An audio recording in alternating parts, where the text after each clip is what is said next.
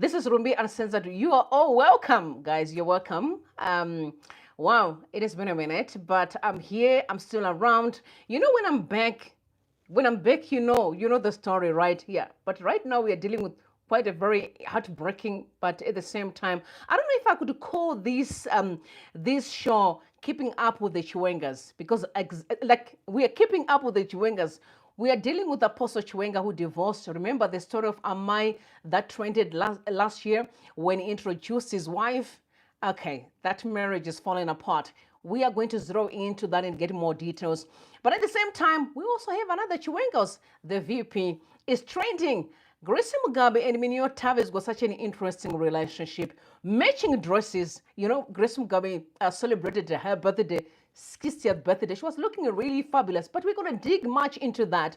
Stick around, guys, as we move along. I can see y'all coming through. And I know you've missed me. I miss you too. Okay. You are welcome once again here on Ruby Uncensored. I know some of you, it's your first time come across this woman. Okay, don't forget to subscribe to the channel. Make sure that you ring the bell because we have a lot that's coming up. I said a lot, a lot. Tonight, we are going to be zeroing into Chinamasa and Chris Mutangwa head on as we also discussing Mnangagwa's last days in the office because Mnangagwa was serving his notice to vacate the office. So we're going to deal with that a little bit later on. But now as we here, I'm excited. To my regulars, I can see you all in your numbers. Don't forget to thumbs up the video. That's the culture right here as we zeroing into the issue of Apostle Chiwenga. Okay.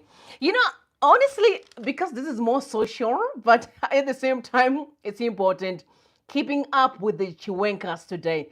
The last time I checked, we were looking at the Kardashians, but now it's the Chiwengas. Okay. Okay.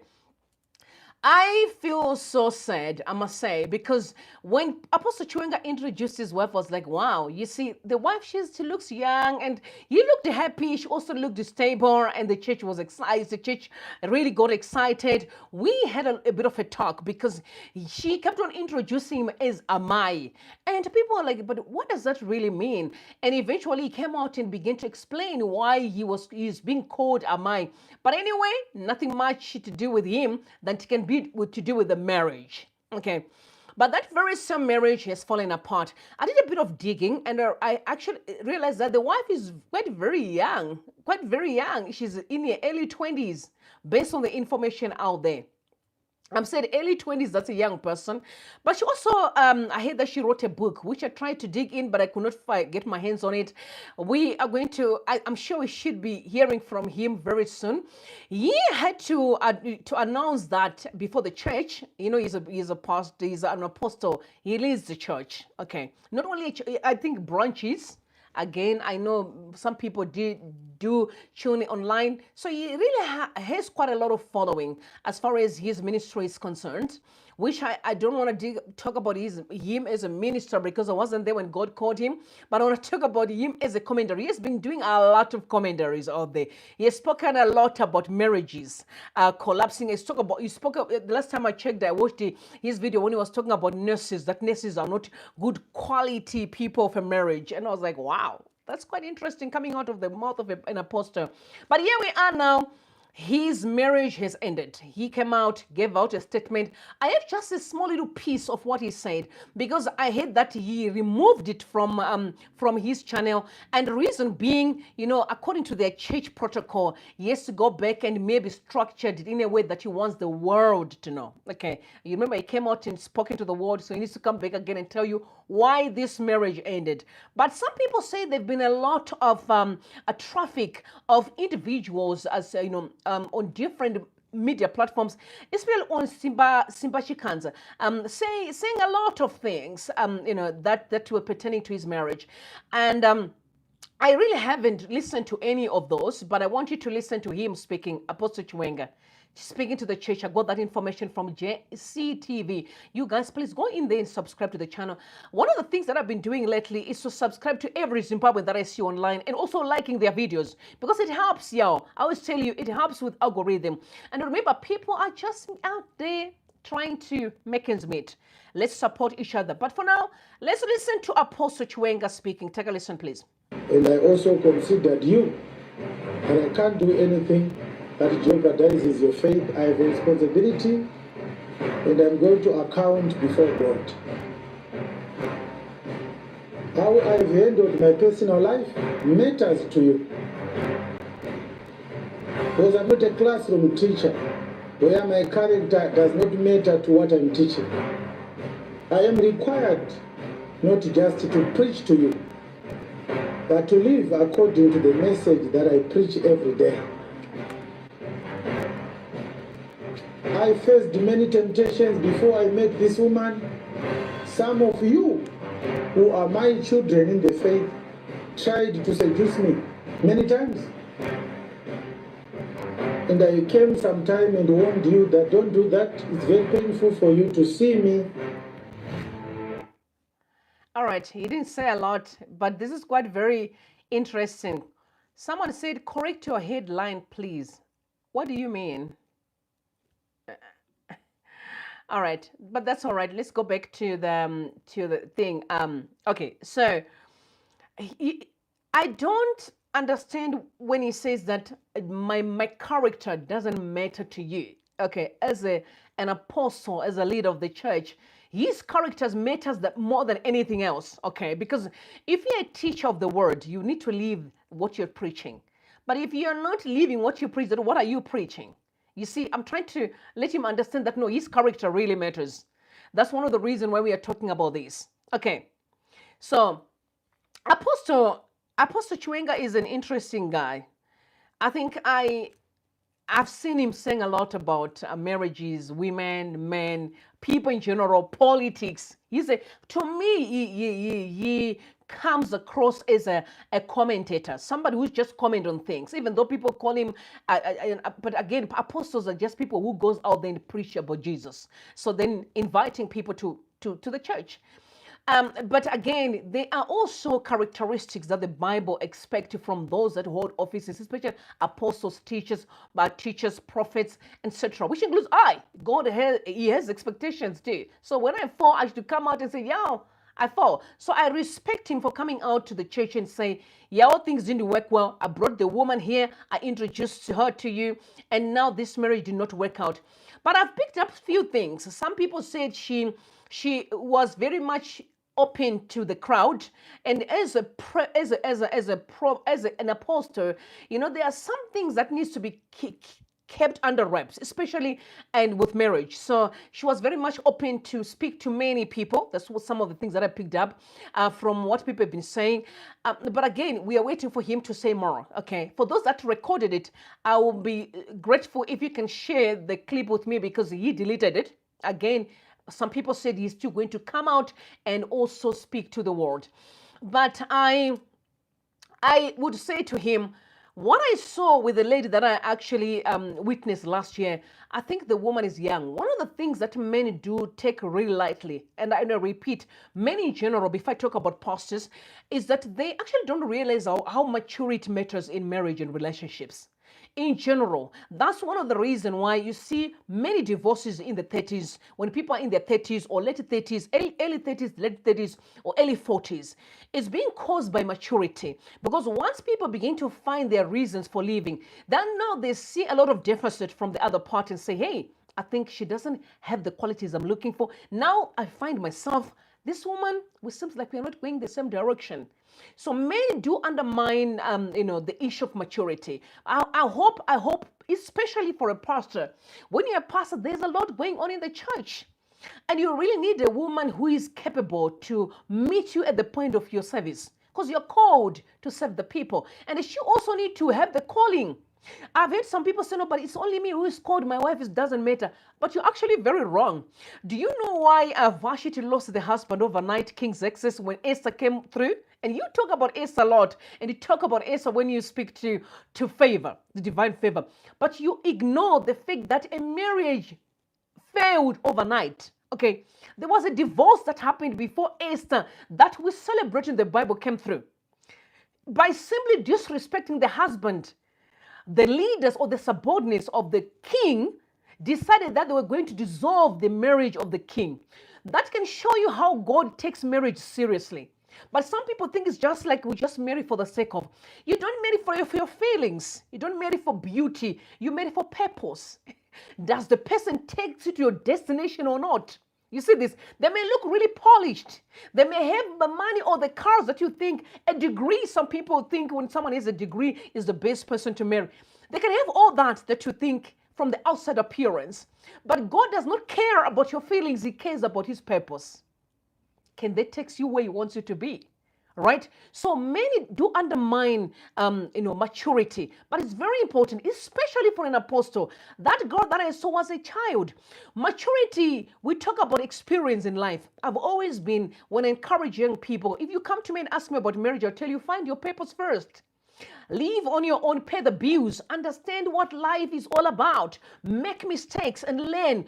Because when you move in with someone, there is nothing that changes. There's no miracle that happens on the altar. You are still going to be facing these very same challenges that you face when you're a single person. You see this? So maturity, I think, for me was important. I think the girl was young. In my opinion, she was young. Considering Apostle Chiwenga, he's a mouthful.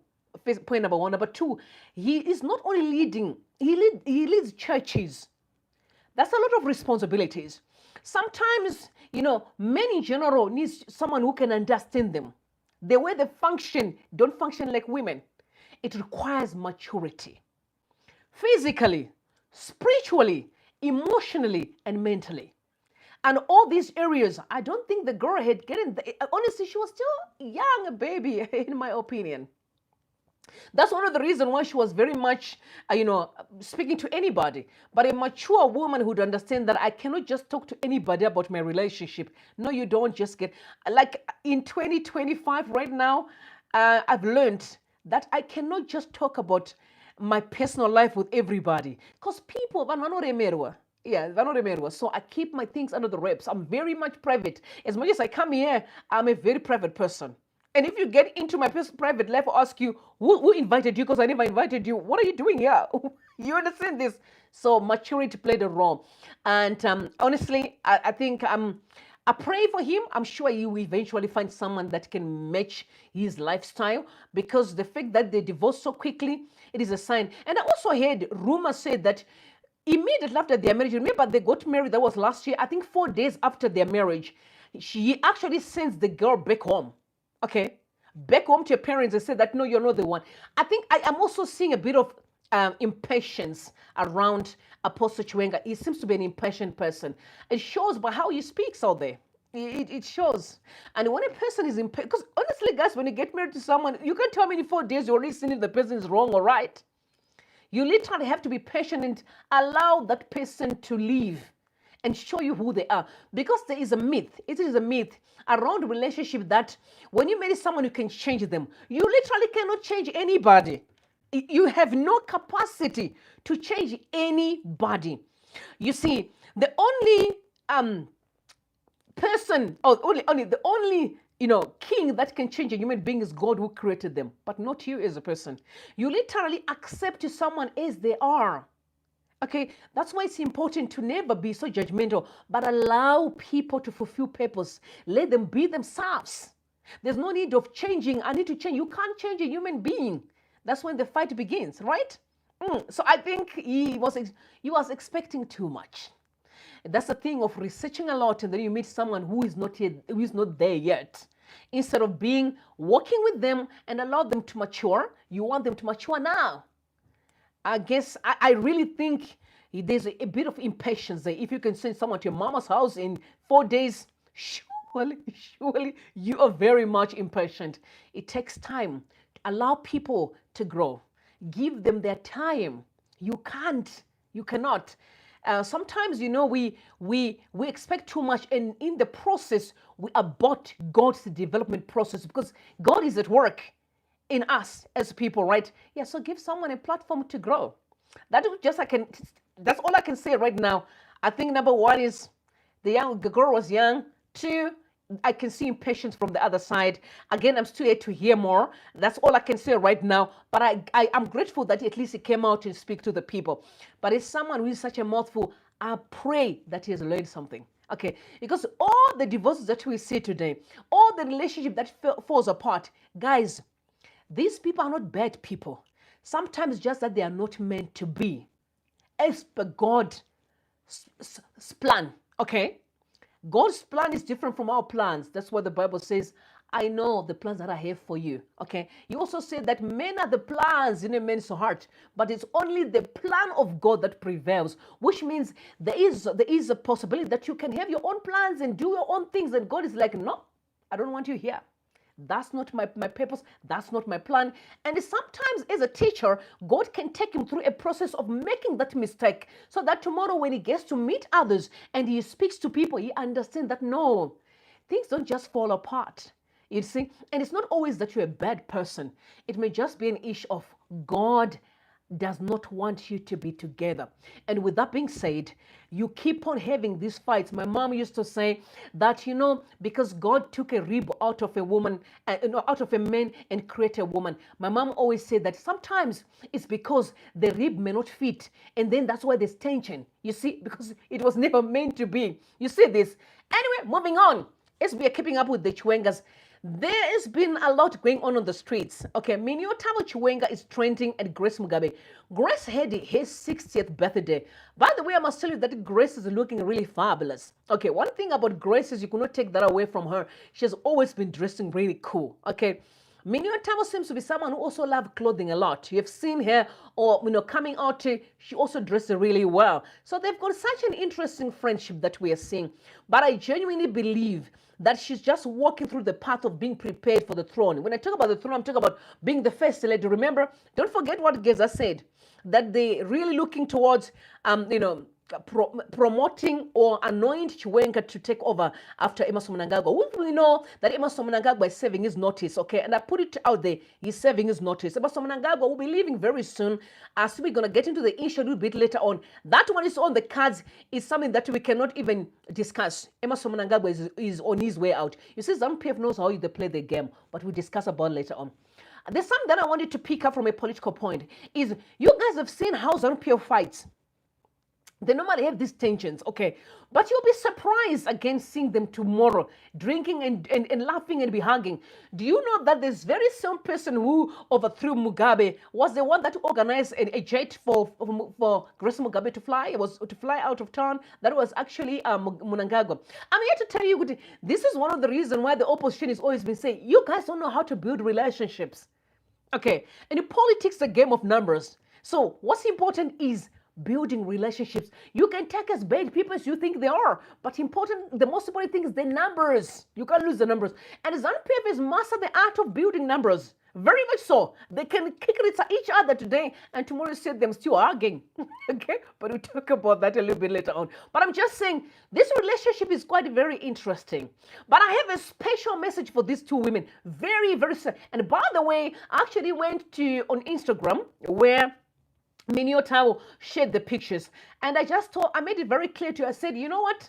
I pray that the regime that is on the horizon, the leadership that is on the horizon, will never try nonsense with us, like what Mugabe's regime did, and even what Emmerson Mnangagwa's regime is currently doing to the Zimbabwean people. We will never again trading our destinies with you people, because you have been doing nonsense for a long time. This time, we want our lives back. Because if you guys can gather and be hugging and be drinking and eating, okay, we know that ZANU-PF in general is known for spending money, and the money that belongs to the state, okay? When I say state money, I talk about Zimbabwean people's money, okay? Zimbabwean people's money recklessly, and I repeat, recklessly, okay? It's on record. Because once a leader is from a party and is failing to lead, it means he's the problem. And the party that it belongs to, their problem, because they should call each other to order. You see this? Yeah, that's what I believe in. But anyway, they are in a relationship that is fascinating. But because I've spoken about Esther, I'm just saying, I remember last time I came here again, I was like, is God trying to use Miniyothabo to bring the freedom Zimbabweans want? You never know what God is doing. We don't know what he's doing. What I know is God is at work. Okay. But now we can see Miniyothabo, she's maybe being groomed by Grace. Okay, I say groomed by Grace. Because this relationship, some people say, no, it's the soko thing, because remember, Mukanya means soko. Mukanya means soko, yeah, absolutely. And also, Grace Mugabe is soko. So it seems like Grace is the aunt to Miniyothabo, and Miniyothabo, as Chiwenga's wife, is like Murora, sort of. You see, I love when I see relationships like that because I believe that you're just sisters. So when I see people fighting their families, like Murora and Matete fighting, I'm like, you guys are crazy. You are sisters. Someone left their family and took your family's surname. You are now family. You can never fight. There's no reason for fighting. I don't understand that part. But anyway, we can see them displaying quite a lot of interesting, matching outfits. Okay, the outfits that you see here on the screen is matching outfits. You see them like on the thumbnail, matching dresses but only different colors. That is a relationship there. That is a very interesting relationship. But my prayer to God is that we wake up one day in a Zimbabwe where people actually understand that once you get to be a leader, a president, or a member of parliament, or any other leadership that you take in the government, you are a servant. You don't own the people, and you don't deserve to live a fancy life at the expense of the masses. And I repeat, to live a fancy life at the expense of everyone else. Because this is what has been happening in Zimbabwe. They live luxurious lifestyles, fancy cars. Beat Mnangagwa when he's holding his birthdays, it's family, grandchildren. Great. I love family. I'm a family-oriented person. But it cannot be at the expense of the multitudes who work for the money that you're spending.